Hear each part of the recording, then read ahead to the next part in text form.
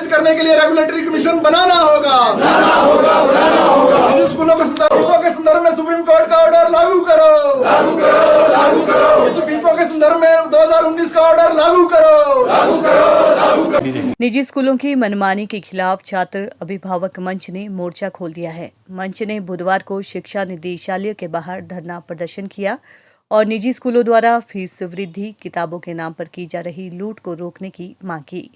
मंच ने मांग की है कि सरकार चुनाव से पहले निजी स्कूलों के संचालन के लिए बनाए कानून को लागू करे और पार्टियां अपने घोषणा पत्र में स्पष्ट करें कि निजी स्कूलों की मनमानी फीस पर लगाम लगाने के लिए उनके पास क्या योजना है।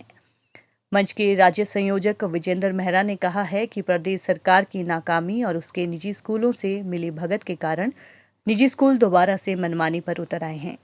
सरकार से निजी स्कूलों पर लगाम लगाने के लिए अलग से कानून बनाने की मांग की जा रही है।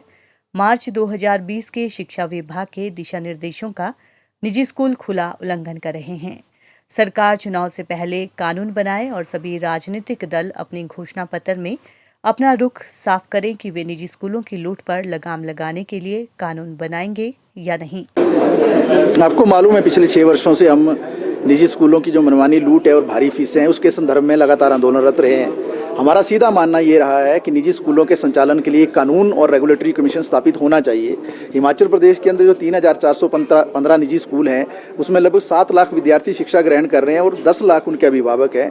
तो कुल मिलाकर 17 लाख लोगों का ये मसला है, गंभीर मसला है। कोरोना काल में भी आपने देखा है जिस वक्त जो है बहुत सारी मदद की आवश्यकता थी सरकार की ओर से और निजी स्कूलों को फीसें माफ़ करनी चाहिए थी। उस दौरान भी 15 से लेकर 55% जो है फीस वृद्धि की है निजी स्कूलों ने। और जो खुद सरकार ने 2019 में ये आदेश जारी किया था कि पीटीए का गठन होना चाहिए प्राइवेट स्कूलों में, कहीं हुआ नहीं। 99% स्कूलों में कहीं नहीं हुआ पीटीए का गठन। जनरल हाउसेज के जरिए फीस तय होनी चाहिए, वो कभी नहीं हुआ। बहुत पहले 2014 में एमएचआरडी ने गाइडलाइंस दी, 2009 में शिक्षा का अधिकार कानून आया, 2016 में माननीय हिमाचल प्रदेश के न्यायालय ने एक निर्णय दिया, 2018 में माननीय सुप्रीम कोर्ट ने निर्णय दिया, कोरोना काल में भी राजस्थान के संदर्भ में सुप्रीम कोर्ट ने एक निर्णय दिया और उसके अनुसार जो है फीसों में कटौती होनी चाहिए थी। और लेकिन हुआ उल्टा कि बहुत सारी फीस वृद्धि हुई। हम ये कहना चाहते हैं कि अगर कानून होता तो ये सारी जो निजी स्कूलों की जो दादागिरी है, तानाशाही है, इस पर अंकुश लग सकता था। दुर्भाग्यवश सरकार ने इसमें कोई काम नहीं किया। 2 साल पहले एक प्रारूप बना कानून का, 2 साल गुजरने के बाद भी सरकार उसको लागू नहीं कर पाई। विपक्ष इस पर मौन रहा।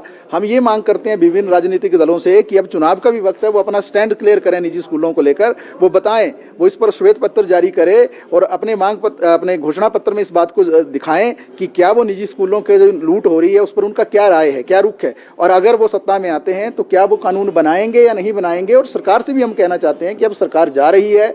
ये बहुत बड़ा मसला था जिस पर जो है लोग त्राहिमाम करते रहे, लेकिन ये सरकार जो है कभी भी इस विषय पर जो है जागरूक नहीं रही, संवेदनशील नहीं रही। हमारा सरकार से ये मांग है कि जल्द ही इस संदर्भ में जो एक कानून का प्रारूप लेकर आए, रेगुलेटरी कमीशन को स्थापित करे।